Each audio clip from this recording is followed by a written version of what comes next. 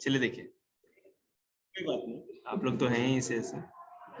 देखिएगा, अब अपनी चोंच को बिल्कुल स्टॉप करिएगा और बिल्कुल किसी की आवाज नहीं समझ में आया तो डाउट्स पूछिएगा, और समझ में आया तो बिल्कुल शांति से गांधी बाबा के बंदर की तरह बैठे रहिएगा।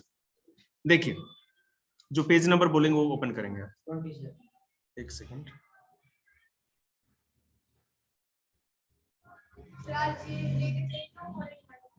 ले जा सकते हैं बेटा, कोई बात नहीं। देखिएगा, कल मैंने लगभग थोड़ा बहुत बेसिक बताया था, तुमने फिर से ज्वाइन नहीं किया क्लास, मैंने फिर से लिंक भेजा था। क्लास लो तो बेटा पूरा तो लिया करो कम से कम। क्लाइमेटिक कंट्रोल देखिए, प्रॉब्लम के नाम जरूरत होगी बेटे मैं भी बताया जाएगा, चिंता ना करें। देयर आर 6 मेजर कंट्रोल्स, ये बताया था मैंने कि कौन कौन सी ऐसी चीजें हैं जो क्लाइमेट को कंट्रोल करती है। ठीक है, पहला है लैटिट्यूड, अक्षांश रेखा, आपको पता ही है।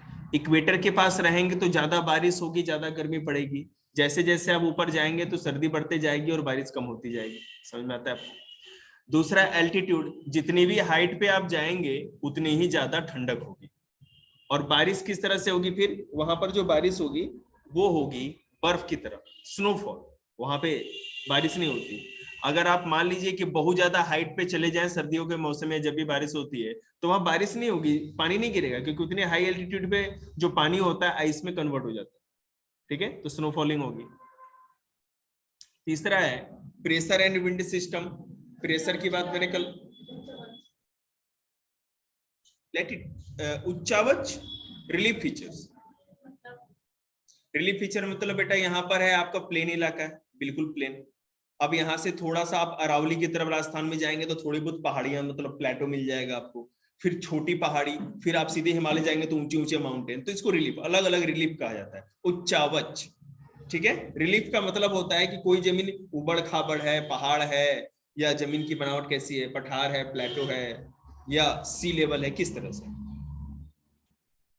ठीक है, ओशियन करेंट्स भी डिफर करते हैं और रिलीफ फीचर्स भी। तो हम एक एक चीज को देख लेते हैं।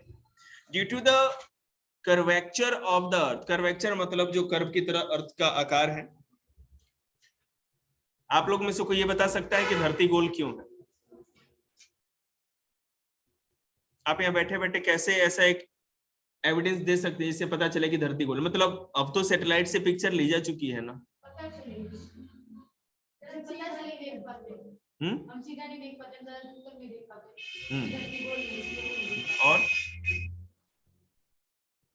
बेटे आप जो बोल रहे हैं ना, अगर मान लीजिए कि मैं एकदम बिल्कुल मंदबुद्धि बालक हूँ, मंदबुद्धि समझते हैं ना, आप हमको कैसे समझाओगे? जैसे छोटे बच्चे को समझाना हो तो क्या बोलोगे आप, जैसे वो समझ जाए कि हाँ भाई नहीं सही बोल रही है दीदी। हाँ, आपने बिल्कुल सही बोला, आपका भाई ने भी बहुत अच्छा बोला। आगे जाओगे ना तो आपको लगेगा कि आसमान धरती से मिल जाती। और मानसी दीदी लोगों को मैंने है ना फर्स्ट टर्म में एक चैप्टर पढ़ाया था, हमारा आई विजन कहाँ तक देख सकता है? इन्फिनिटी तक। तभी तो हम लोग दूर के तारे भी देख लेते हैं जो अरबों खरबों किलोमीटर दूर है। समझ रहे हैं ना? इसका एविडेंस को लेकर, अच्छा अरबों खरबों किलोमीटर कैसे देख सकते हैं? आकाश में तारे देखिए, सूरज ही 15 किलोमीटर दूर है, तो दिख रहा है ना हमें। क्यों? क्योंकि हम देख सकते हैं, दूरी कितनी भी हो हम देख सकते हैं। हाँ बिल्कुल सही बात है, लेकिन वो वही है, आप ऐसे ओपन ग्राउंड में जाएंगे ना तो लगेगा कि बहुत दूर जाके ना सारे पेड़ पौधे और धरती है ना, आसमान उस पे जाकर के मिल गया। इसका मतलब पता है, वहां से फिर अर्थ का दूसरा कर्व स्टार्ट हो गया। और इसी तरह से है ना, आप ओशियन में होता है। ओशियन में क्या होता है कि अगर आप समुद्र में जाएंगे तो बहुत दूर अगर जहाज हो, क्योंकि ओशियन में तो सब कुछ ओपन है ना, बीच में तो कोई डिस्टर्बेंस नहीं है। लेकिन वहां पर क्या होता है, ओशन में दूर दूर तक देखोगे तो आपको केवल पानी पानी दिखेगा, लेकिन अचानक धीरे धीरे धीरे धीरे है ना, जैसे कि पानी के अंदर से कोई जहाज निकलता है। तो जैसे ही आपका है ना, जो लाइट और हमारी आई साइट दोनों बिल्कुल स्ट्रेट लाइन में होती है। ऐसा नहीं है ना हम लोग घूम के देख लें, अब ऐसा क्या घूम के पर्दे के पीछे देख लें, ऐसा तो नहीं देख सकते ना, कोई बात नहीं।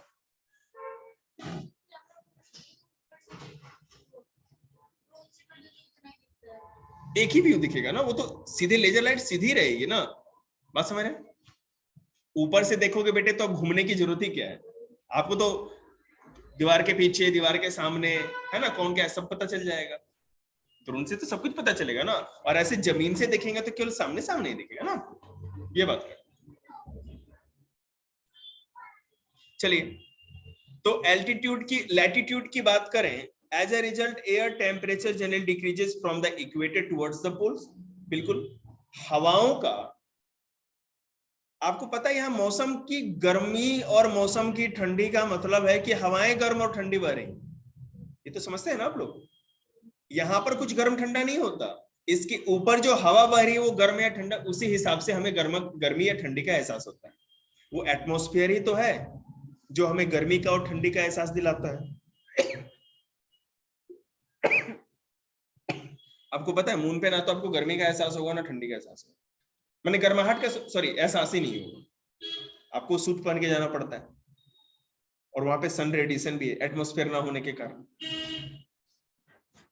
ठीक है, एल्टीट्यूड, हवा क्यों नहीं है? क्योंकि हवा है ही नहीं तो कैसे महसूस होगी?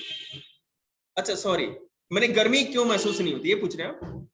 तो बेटा ये जो एयर है ना, एयर ही हवाओं को, एयर जो है ये हीट को या किसी भी चीज को एब्जॉर्ब करके रखती है, अपने अंदर बांध करके रखती है। ठीक है, नहीं तो कोई भी चीज स्पेस में निकल जाएगी ना। और उसके साथ साथ मून पे ग्रेविटी भी कम है, इसलिए वहां पर इस कारण भी एयर नहीं। हाँ, यही बात है, वहां पर एयर प्रेशर भी कम हो जाता है। वो तो अर्थ, वहां पे मून की ग्रेविटी है जो आपको 1/6 पार्ट ग्रेविटी अर्थ का देती भी है, क्योंकि उसके अंदर अपना एक मास है जिसके चलते ग्रेविटी आपको फील होता है। ठीक है, नहीं तो ऐसे तो वहां पर एयर है ही नहीं, आपको डबल का एहसास होगा, यहाँ पर तो ग्रेविटी भी है, ऊपर से एयर का प्रेशर भी है ना, तो इसलिए ज्यादा यहाँ एहसास होता है।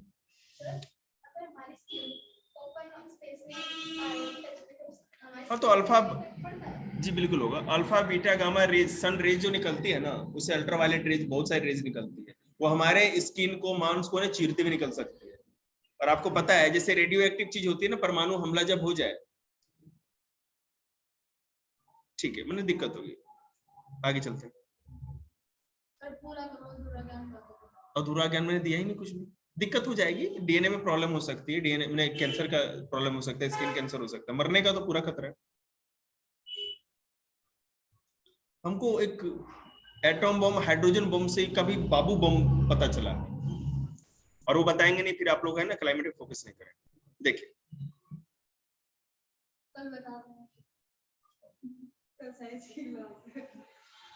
एटम का ही क्लास है, अच्छा डाइवर्सिटी वाला, चलो। As one goes from the surface of the earth to higher altitude, the atmosphere becomes less dense and temperature decreases. निकल आपको, अब ये भी कारण है कि जैसे जैसे हम नीचे से ऊपर की ओर जाते हैं तो टेम्परेचर पर 1 किलोमीटर पे -6.5 डिग्री सेल्सियस टेम्परेचर घटता है। घटता क्यों है मानसो, क्यों टेम्परेचर घटता है ऊपर जाने पे? क्यों? बिल्कुल सही, मतलब एयर जो होता है ना वो डेंस नहीं रहता, डेंसिटी कम होने लगती है, जैसे जैसे ऊपर जाओगे बेटे तो प्रेशर भी कम रहेगा ना, तो हवाएं, क्योंकि भारी गैसेस जो होंगी, हैवी गैसेस तो नीचे होती हैं, और ऊपर लाइट गैसेस जो होती है, समझ रहे ना? हाँ बिल्कुल, और इस कारण से वहां पे हीट कम होता है, इसीलिए तो एटमॉस्फेयर जहां नहीं है वहां पर हीट आपको बिल्कुल एहसास ही नहीं। वो है इसमें ऐसा कॉन्सेप्ट, लेकिन क्या है ना, सेकेंड लेयर के बाद जो टेम्परेचर बढ़ता भी है, बेशक बढ़ता हो, लेकिन हमको और आपको उस टेम्परेचर का थोड़ा सा भी एहसास नहीं होगा वहां पर जाने, ठीक है ना? देखिए, एयर प्रेशर, एयर विंड बताएं, distance of the from the sea, समुद्र के नजदीक रहेंगे तो मॉडरेट क्लाइमेट मिलेगा आपको, ठीक है ना, तो भैया ज्यादा गर्मी पड़ेगी ना ज्यादा सर्दी पड़ेगी, दिन में आपको टी शर्ट पहन के घूमना है, रात को हल्की जैकेट पहन के घूमना है। बॉम्बे में हर साल, हर वैसा ऐसा ही होता है सालों भर। हाँ, रात के समय ठंडी रहती है, हल्की फुल्की। देखिए उसके बाद जैसे इसमें है,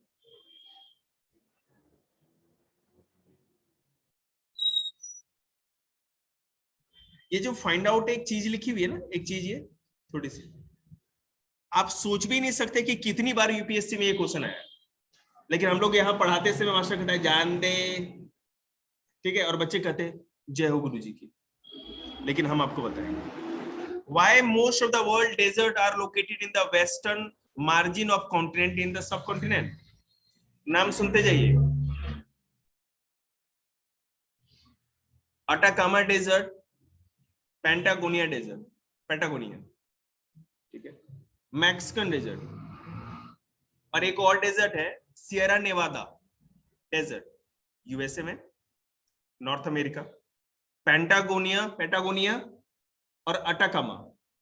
अटाकामा पेरू चिली के बॉर्डर पे है और पेंटागोनिया भी चिली और अर्जेंटीना के बॉर्डर पे है, वेस्ट में पूरा कॉन्टिनेंट है, उसके पश्चिम में सहारा डेजर्ट नॉर्थ में, और उसके साथ साथ यहाँ वेस्ट में भी है कालाहारी और बोत्सवाना, नामीबिया, नामीब डेजर्ट और कालाहारी डेजर्ट। अफ्रीका देखते ना, तो नामीब डेजर्ट और कालाहारी डेजर्ट वेस्ट में। भारत में देख लो, राजस्थान की तो बात ही छोड़ो, भारत की छोड़ो ना, आप कॉन्टिनेंट की बात करो, अरेबियन, पूरा का पूरा अरेबियन कंट्री, ईरान, इराक, है ना, उसके बाद सऊदी अरेबिया, देखते ही आप लोग, ये सारे के सारे वेस्टर्न साइड में, पश्चिम में है ना। ऐसा क्यों,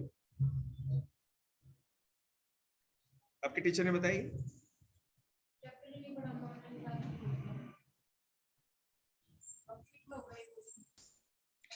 देखिए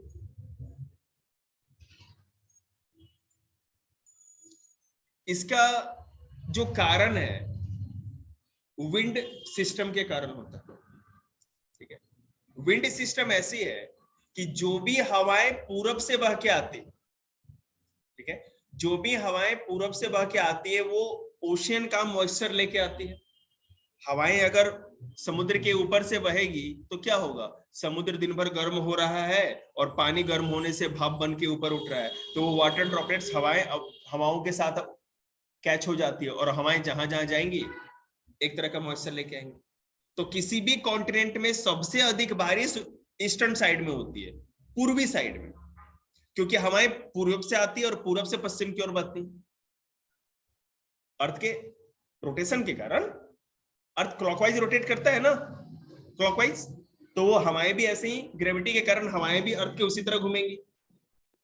अब फिर का अगर हवाएं घूम रही है तो ये पूरब है ना, पूरब से पश्चिम, समझ रही बात आपको, तो हवाएं क्या होंगी, पूरब से पश्चिम जाएंगी। भारत पूरा का पूरा, आप एशिया सामने रखो, मैप तो भगवान ही जाने आप लोग को कितना याद रहता होगा, लेकिन आपको ये तो समझ में आ रहा है ना कि अगर भारत को पूरे एशिया को रखेंगे तो एशिया में देखो चाइना, जापान, ताइवान, ये जितने भी है, इंडोनेशिया, मलेशिया, थाईलैंड, और भारत का भी पूर्वी हिस्सा मेघालय, त्रिपुरा, मिजोरम, नागालैंड, मणिपुर, असम, ये देख रहे हैं ना पूर्वी हिस्सा। तो हवाएं पूरब से पश्चिम की ओर बढ़ती है, क्यों, क्योंकि अर्थ भी इसी तरह रोटेट करती है। तो हवाएं कैसे बहेंगी, हवाएं कहां बढ़ती है, ग्रेविटी किसकी है, किसकी ग्रेविटी के कारण हमारा एटमॉस्फेयर हमें दिखता है, अर्थ। अर्थ कैसे घूमती है, पूरब से पश्चिम घूमती है ना, इस तरह से, पूरब से पश्चिम, इस तरह से क्लॉकवाइज। तो जब जिसकी ग्रेविटी के कारण हवाएं जुड़ी है तो हवाएं भी तो उसी के साथ घूमेंगी ना, वेस्ट टू ईस्ट घूमती है, मैं आपकी बात समझ रहा हूं, तो क्लॉकवाइज वही हुआ ना, वेस्ट से ईस्ट, तो फिर इससे इधर ही जाएगी ना, ऐसे जाएगी, वही मैं बात कर रहा हूं। तो हवाएं भी क्या होंगी हमेशा, मतलब 3 कॉन्सेप्ट याद रखिएगा दिमाग में, आपका टीचर 7 जन्म में नहीं बताएगा आपको। पहली बात कि हमारा एटमॉस्फेयर अर्थ की ग्रेविटी के कारण हमसे जुड़ा हुआ है, तो जिधर जिधर हमारी अर्थ रोटेट करेगी उधर उधर सारी हवाएं भी रोटेट करेंगी, वही डायरेक्शन बनेगा, पहली बात, ठीक है। दूसरी बात, इसका मतलब है कि हवाएं हमेशा पूरब से पश्चिम की ओर आएंगी। अब पूरब से पश्चिम की ओर आएंगे, अब पूरब से पश्चिम की ओर आएंगी तो पूरब में क्या है, ओशियन, तो ओशियन के ऊपर से जब हवाएं आएंगी तो क्या होगा, पूरब से पश्चिम की ओर जाएंगी, तो सबसे अधिक बारिश पूरब में कराएगी, कराते कराते जब तक वो पश्चिम तक जाएगी तब तक उसका मॉइस्चर खत्म हो जाएगा, उसमें इतनी ताकत नहीं रहेगी कि फिर उस इलाके में जाके बारिश कर पाए। सिंपल सी बात, जैसे मैं कहूं, मैंने आपको 1 कट्टा मुरमुरा दे दिया, चावल में कमर टूट सकती है, भारी होता है, उसमें एक सुराख कर दिया, ठीक है, और आपके साइकिल पे रख दिया, बोले कि ठीक है ऐसा करिए भाई कि आप यहां से है ना आप चलते जाओ साइकिल से, ठीक है। तो अब आप देखो कि अगर आप यहां से मान लो ईस्ट है, तो आप जैसे जैसे आगे बढ़ते जाओगे तो क्या होगा, धीरे धीरे मुरमुरा कम होता जाएगा ना। और जब तक आप अपने डेस्टिनेशन पे पहुंचोगे तो पता चला उससे पहले ही आपका सारा मुरमुरा गिर गया, हवाओं का मॉइस्चर ही तो खत्म हो गया ना। हवाएं तो ईस्ट में टक्कर करेंगी, बारिश करेंगी। भारत में क्या होता है तुम्हें क्या पता, मैप पे बताऊंगा, देखो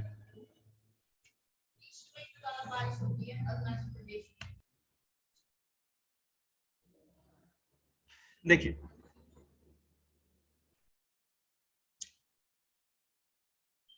अब कहीं का भी क्लाइमेट हो हमको उससे क्या मतलब, हम तो इंडिया के वासी हैं, भारत मैया से ही मतलब है।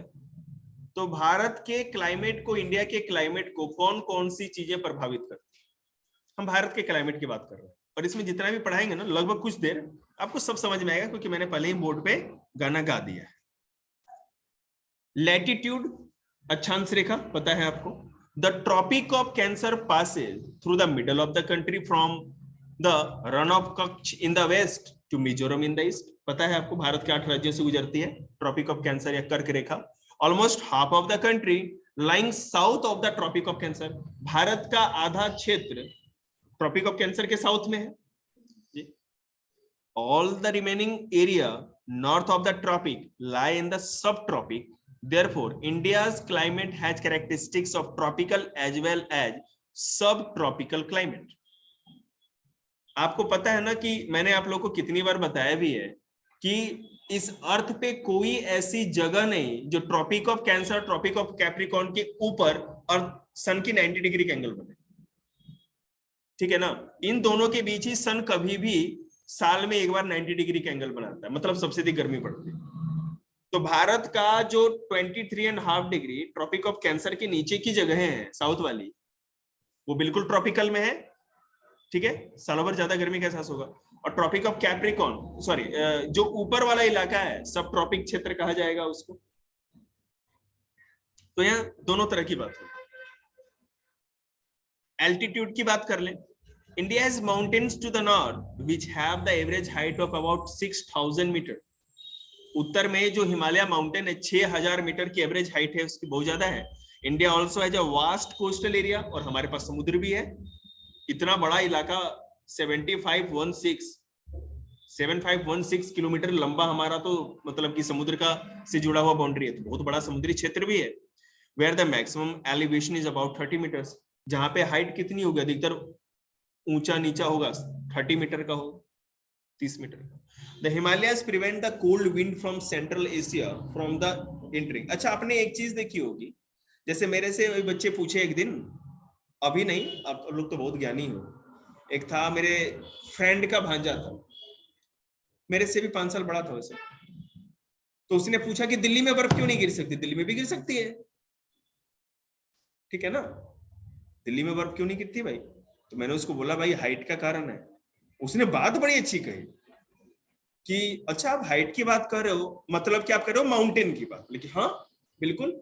और मैंने ये भी बोला कि जो पंजाब के इलाके हैं, जैसे मैंने कल भी बताया था कि अमृतसर प्लेन में है, और उसी अक्षांश रेखा पे सीधे ऊपर देखोगे तो शिमला है, वहां बर्फ गिरती है, नहीं गिरती, क्यों नहीं गिरती, हाइट एल्टीट्यूड रीजन है। उसने बोला तो सर्दी के सीजन में चाइना में, जापान में, कोरिया में सुनते हैं -60 -50 चला गया, वो तो प्लेन इलाके में भी इतना बर्फ गिरता है, कहां से आया बर्फ इतना। तो बेटा जिस तरह भारत हमारी माता है, गंगा हमारी मैया है, हिमालय हमारे दादा है। हिमालय इसका कारण, हिमालय इतना ऊंचा माउंटेन रेंज है कि सर्दियों के मौसम में जब हमारे नॉर्दर्न हेमिस्फीयर में, उत्तरी गोलार्ध में सर्दियों का मौसम होता है, तो साइबेरिया तो समझते ना, रसिया वाले इलाके से, वहां से ठंडी हवाएं हम लोग की तरफ आती। जहां हाई प्रेशर होगा वो किधर जाएगा, लो प्रेशर की ओर। तो हाई प्रेशर की ऊपर से हवाएं कहां जाएंगी, लो प्रेशर की ओर जाएगी ना। तो सर्दियों में सबसे अधिक ठंडी कहां होगी, पोलर इलाके में ज्यादा होगा ना भैया, ट्रॉपिक ऑफ कैंसर से, तो वहां से हवाएं आएंगी। तो वो हवाएं इतनी बर्फीली होती हैं कि हर जगह बर्फबारी करते जाती है। आप सोच भी नहीं सकते, नॉर्मल इलाके भी है ना जो माउंटेन पे नहीं भी है, कोरिया में, जापान में और जगहों में घुटने भर बर्फ में सड़कों पे घूमते हैं लोग। इतनी सर्दी तो हम लोग सही नहीं सकते, हम तो मर जाएंगे।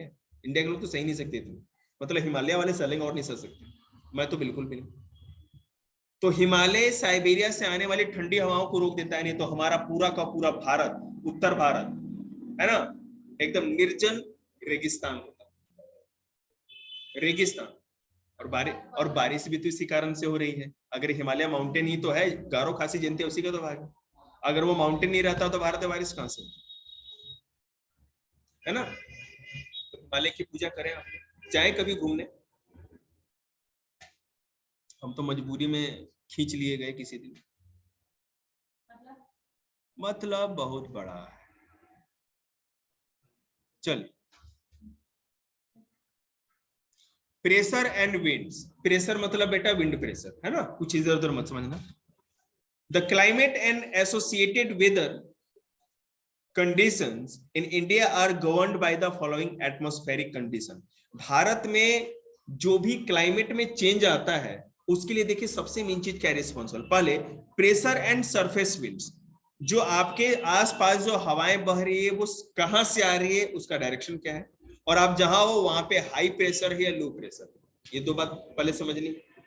दूसरा, अपर एयर सर्कुलेशन। आप यहाँ की बात कर रहे हो, ऊपर भी पूरा क्या कहते हैं झोलझाल चल रहा है, अपर एटमोस्फेयर, बताएंगे आप। ऐसे नहीं, ऐसे ऐसे। और तीसरा, western cyclonic disturbance and tropical cyclone. ये तीन चीजें आपको जाननी है, देखिएगा। तो लो प्रेशर हाई प्रेशर तो आपको समझाई दिया।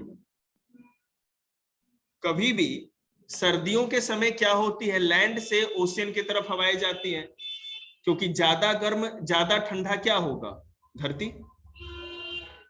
बेशक समुद्र होगा धीरे गर्म होता है तो धीरे ठंडा भी होता है। तो सर्दियों के मौसम में लो प्रेशर होता है आपके ओशियन के ऊपर, पानी के ऊपर, और हाई प्रेशर लैंड के ऊपर। गर्मियों में लो प्रेशर होगा धरती पे, क्योंकि धरती जल्दी गर्म होती है जल्दी ठंडा होती है, ज्यादा जल्दी दिन में गर्म हो जाएगी ना, और समुद्र धीरे धीरे गर्म होगा। क्लियर है। तो हाई प्रेशर लो प्रेशर तो क्लियर है।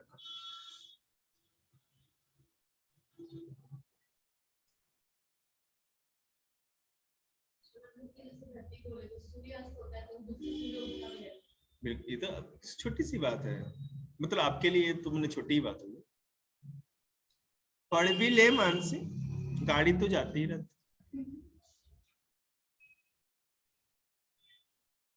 सब ब्याह में चला गया इसका, जितना भी मैंने क्लासमेट था सब। चंचल का तो पता नहीं बेटे, वो कभी आती है कभी ब्याह में जाती है।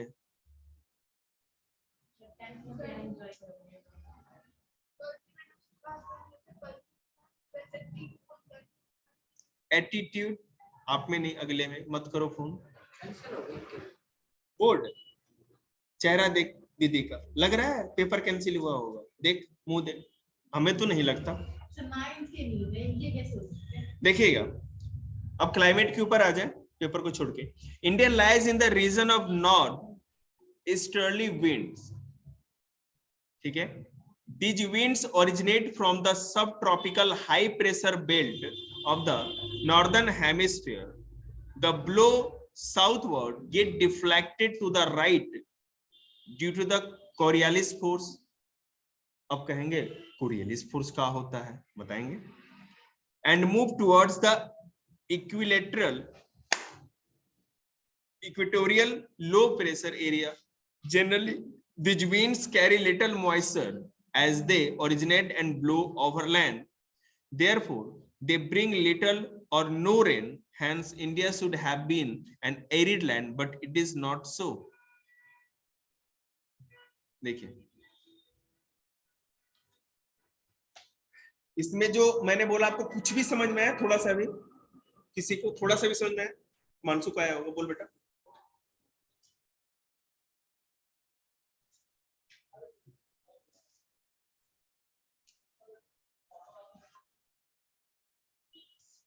देख,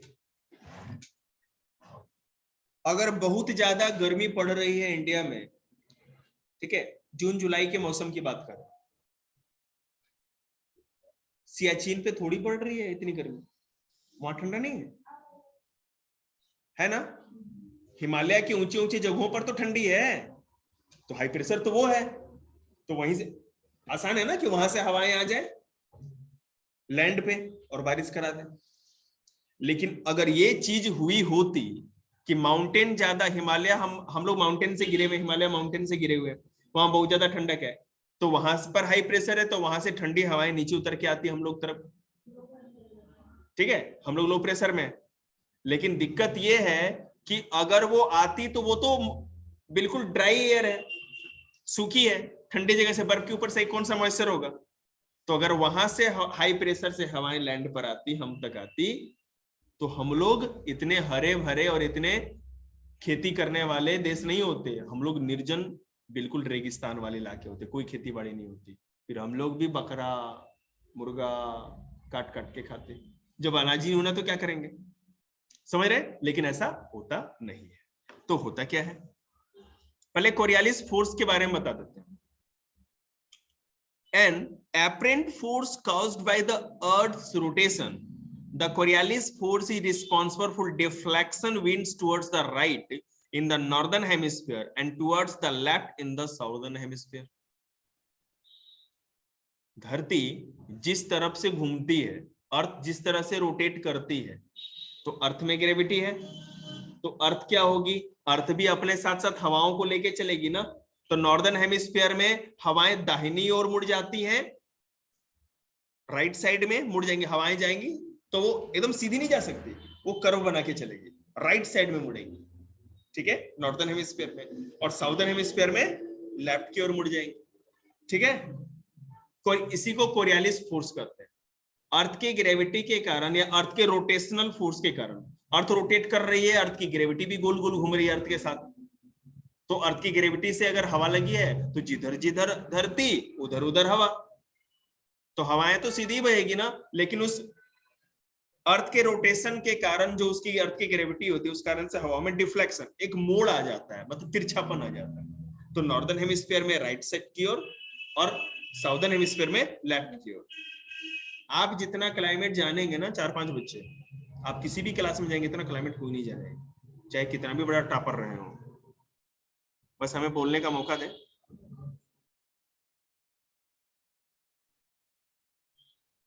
this is also known as Ferrel's law, Ferrel's ने दिया था इसलिए फेरेल्स लॉ भी कहते हैं इसको। अब चलते हैं, हमने एक समस्या आपको बताई थी कि भैया अगर मान लीजिए कि हिमालय के तरफ से गर्मियों में हवा आती मैदानों की ओर, तो हम लोग निर्जन रेगिस्तान रहते, यहाँ पर कोई भी तरह की बारिश नहीं होती, तो आखिर बारिश होती क्यों? देखिए, the pressure and wind condition over India are unique, बिल्कुल पता ही। During winter there is a high pressure area north of the Himalaya, cold dry winds blow from this region to the low pressure area over the ocean to the south.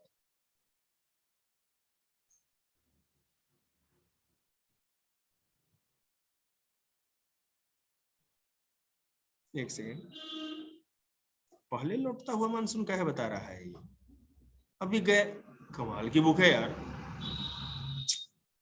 चलो लौटा ही देते हैं।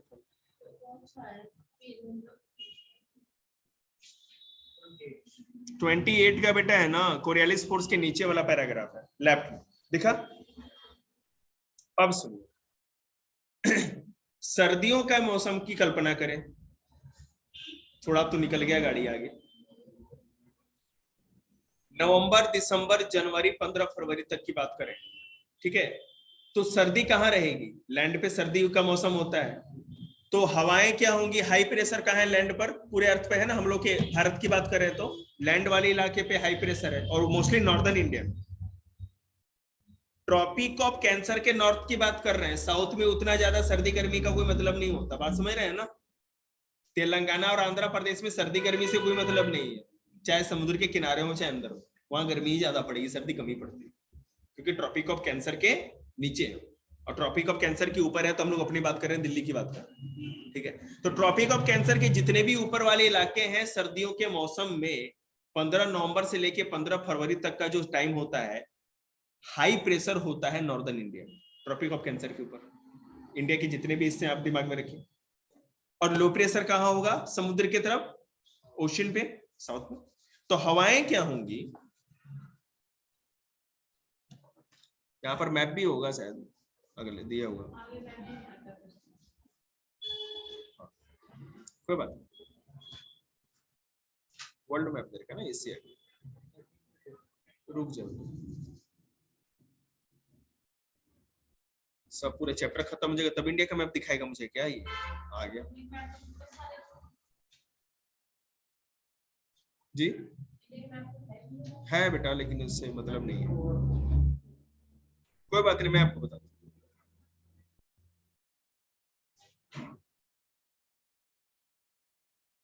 चल, board पे जरा ध्यान देंगे। ठीक है, सब जो खिचड़ी है, इसमें तो इंडिया खोजने वाले को नोबेल प्राइज मिलना पड़ेगा जो इंडिया खोज के दिखा रहा है।